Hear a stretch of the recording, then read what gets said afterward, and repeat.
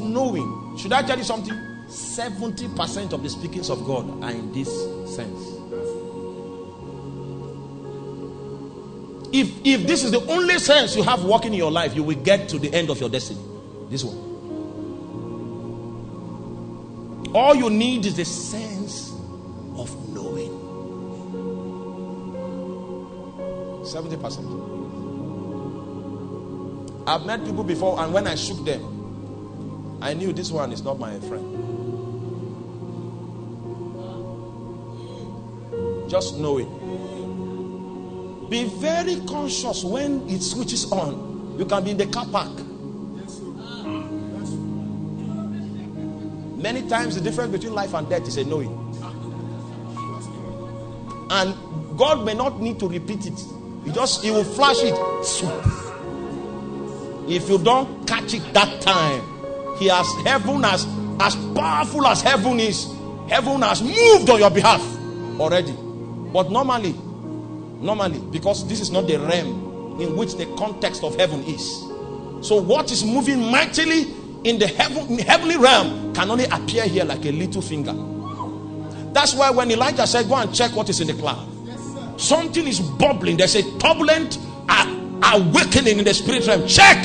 They must have a witness in the natural. What appeared to reveal that turbulence was what? That's how it is. The knowing you will receive will be so insignificant.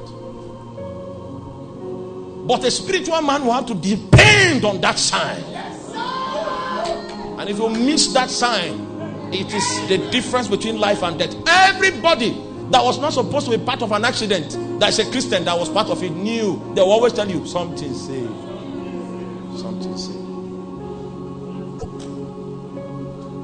Something saved. Something saved.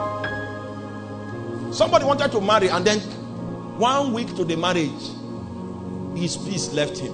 He has paid bride price, has done everything. See, young man, if you are wise, walk away. Just see, pray in tongues all night, and gather momentum, and what? And walk away. Don't look back. Many of you will say, why is it that God came late? God comes when he wants to come. He is king. You can't tell him when to come. I went to Kano. I was fasting and praying. God, why did you send me to Kano? Show me the assignment. I fasted and prayed for 8 months before God showed me. He comes when he wants what? Gather yourself and do what?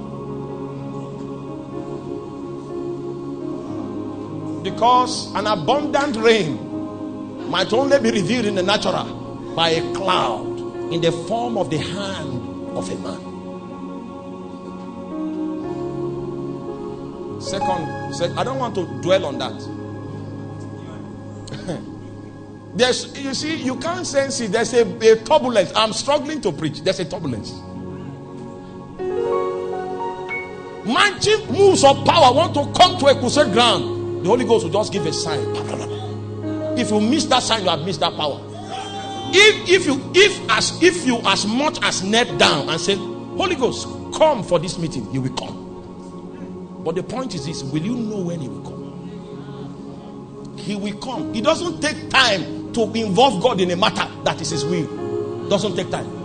I've seen it. Many times I've been weak from work, and then I need to go and preach. I'll just lie down and say, Holy Ghost, please come. And when I say that, I know he will come. So I'm on the pulpit preaching and waiting. I'm just talking some stories and waiting. And then when he comes, he just gives a sign, one sign, another sign. Then he will just wait. I say, oh, you have come. The service switches on. The knowing, the sense of knowing. 70% of God's speakings is in that sense. Hallelujah. Maybe 1 week to the time of your marriage, your wife now makes you so angry, and you say, yes, I'm going to break it. Then you go back and you now spoke in tongues, and then the knowing now came stronger. Forget that your rage. Go to the altar confused. Let your brain be absent. Go by knowing. That knowing covers the next 25 years. It covers the next 70 years. Covers the next 60 years. That knowing. And should I tell you something? Oh no, that you can't handle it. you can't handle it. You can't handle it. No, you can't handle it. I'm sure. Now, in this same scripture, Jesus received a knowing, and Jesus said, "What? Who touched me?" So it is possible to touch in the spirit. You can touch. How? Because it was not the physical touch that led to the loss of virtue. It was a spiritual touch. So there's touch spiritually. I can touch you in the spirit. I can be praying for you and praying for you, and the time comes when I touch you. I begin to feel what you feel. Well, if you have not prayed for people before, you may not know this one. When you touch them, you begin to feel what they feel. If God wants to bring the burden of a man upon you, He will allow you to touch that man.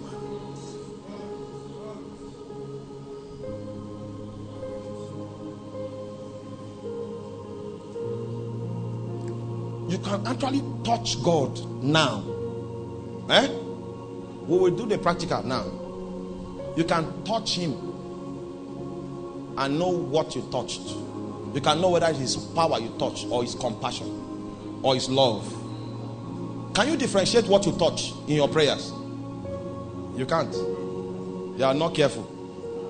It's the spiritual senses. Have you ever woken up and then you had a song, you sang the song? It was the joy of God you were touching. That joy is what gives your spirit strength. That's what the Bible means when it says the joy of the Lord. It was His joy you were touching. Through touch, you can know what in God you touched. When you touch His power, there's a way you know this one is His power. Now, as I'm talking to you, there's an angel on my right hand. I'm not seeing the angel with my physical eyes. The angel is touching me. See. And I don't want to do this. I don't want to do it. Not for today. It's touch. It's touch. If we go on now, we can't finish this service. Because it's the touch. I'm touching. You see, another one has come. It's touch. They are touching me. There's no discipleship school you can go and learn this. There's no school you can go. And that's why you must navigate. People that have that know God can guide you and say, this, yes, don't run away from this. This is God. They can guide you. But you will do the navigation.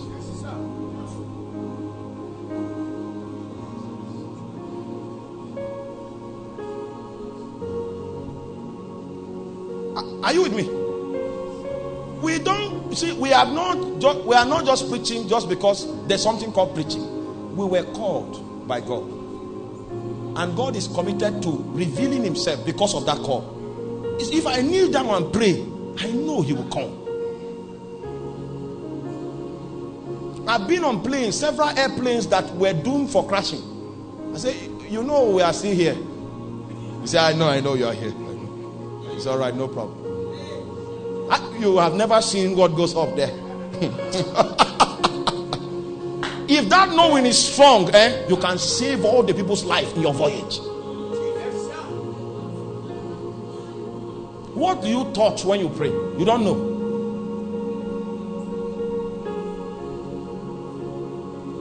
That means most of you have not been encountered by God. You have not been suspended from the ground before.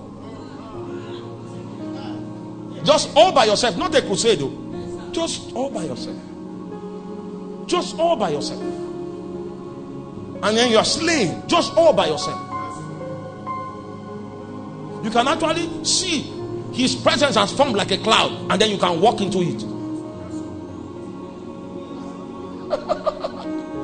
And then when you begin to move, people fall here, people fall here. You are laughing because they don't know what you did. You just walked into the cloud and began to move in the suit of the cloud of his presence.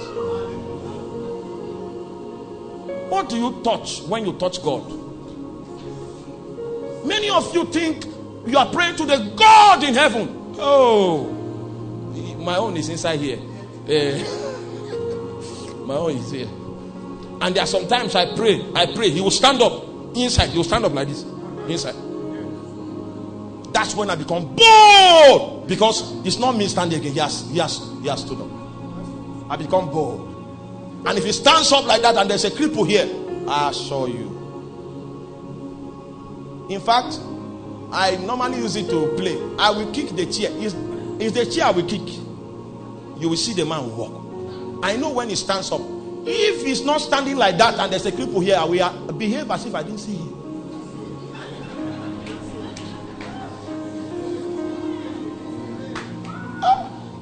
I cannot heal anybody.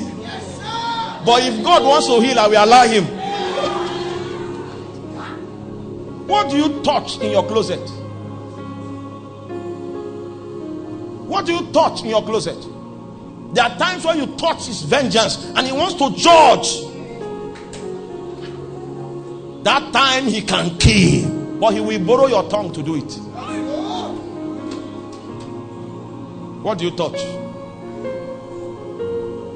Jesus said, who touched me? Who touched me? Somebody touch now. Because there is touch in the spirit. There is knowing in the spirit. You see, it's going on. But I don't want this because I need to finish my sermon. You see, there's one angel blowing a trumpet now. If I begin to say what the angel is saying, then prophecy will start coming out. But I won't say that one. It's a realm. It's real. You can touch it. You can touch it.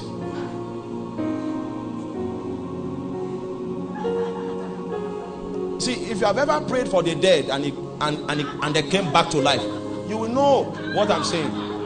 That there's nothing in man, but the power that drives this realm is from the throne of God. And that power can bring a man's spirit that has wandered into the land beyond and command it to come back. I have seen that.